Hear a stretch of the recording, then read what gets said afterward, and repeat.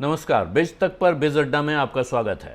अगर आपने पिछले 2-3 दिनों में कोई ऑनलाइन लेन देन नहीं किया तो आपको शायद अंदाज़ा भी नहीं होगा, लेकिन अगर आपने किया और आपको OTP नहीं मिला यानी आपका काम नहीं हो पाया, तो समझ लीजिए कि आप भारत के टेलीकॉम सिस्टम पर सबसे बड़े ट्रैफिक जैम का शिकार हो गए हैं।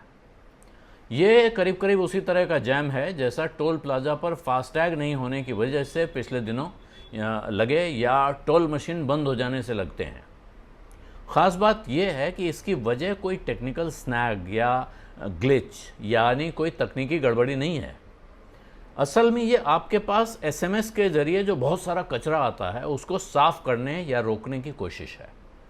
लेकिन जैसे कई बार कचरा साफ़ करते हुए कोई ज़रूरी कागज़ उसके साथ चले जाते हैं या घर में कभी कभी कोई कीमती जेवर चला जाता है, ये कुछ वैसा ही किस्सा हो गया है। हुआ क्या है?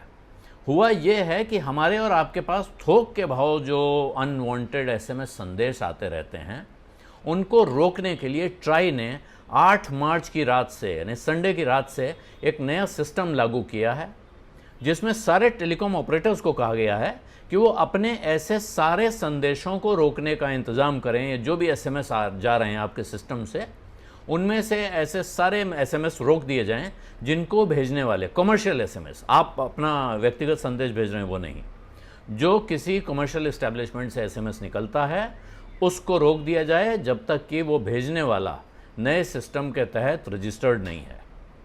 इसके लिए ब्लॉकचेन टेक्नोलॉजी इस्तेमाल की जा रही है। इन कंपनियों को जो सॉफ्टवेयर दिया गया है वो ब्लॉकचेन टेक्नोलॉजी से चलता है। ये ब्लॉकचेन वही है जिससे क्रिप्टो करेंसी चलती है।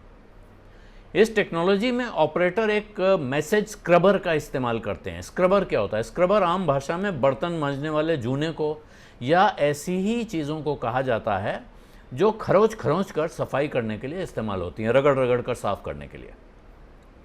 तो ये सॉफ्टवेयर भी आपकी तरफ आने वाले शॉर्ट मैसेजेस या SMS के अंबार में से गंदगी साफ करने के लिए लगाए गए हैं।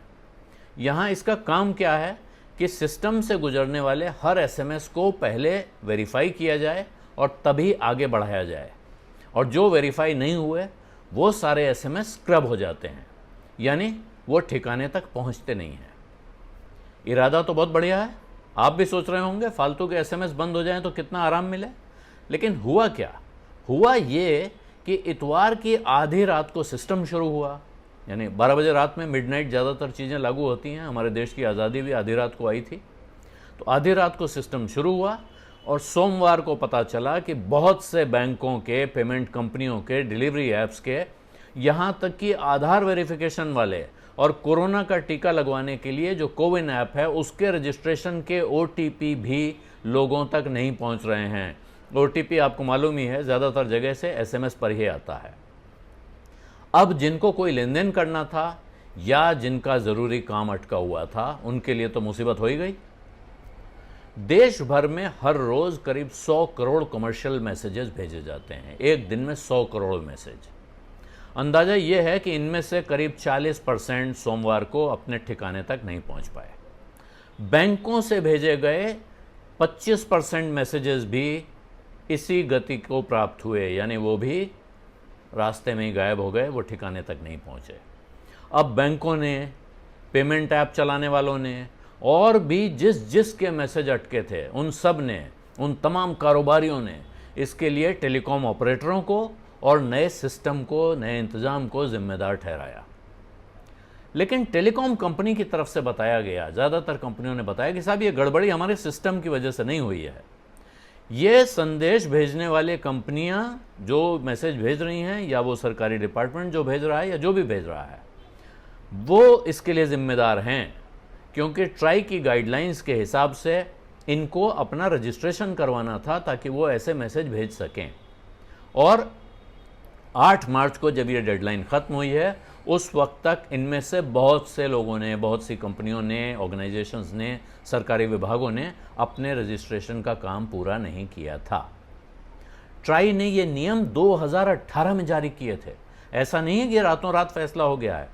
2018 में गाइडलाइंस आई थी, इस पर कंसल्टेशन हुआ था और अब सोमवार को ये लागू हुए हैं।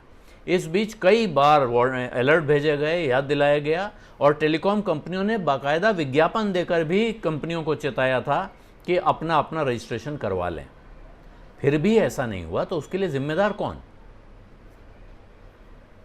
ये सवाल है जिसका जवाब आएगा सामने। कौन जिम्मेदार है और कितनी जल्दी वो अब अपना रजिस्ट्रेशन करवा के अपनी फैसिलिटी ऑन करवाते हैं। लेकिन इस बात पर खुश होना तो बनता ही है कि ट्राई अनवांटेड संदेश रोकने की कोशिश कर रहा है। कितना कामयाब होगा ये देखना पड़ेगा, और ये भी देखना होगा कि इसी तरह आने वाली कॉल्स को रोकने का क्या इंतजाम होगा, जो आपका सिर खाते हैं दिन भर। भाई साहब, लोन ले लीजिए, इंश्योरेंस ले लीजिए, प्रॉपर्टी ले लीजिए, गाड़ी बेच दीजिए। और अगर आप लोन लेने वाले को कह देते हैं कि लोन नहीं लेना है, तो बहुत ही दुखी मुद्रा में सामने से आवाज़ आती है, क्यों सर? जैसे कि लोन लेना जो है बहुत आपका परम धर्म है।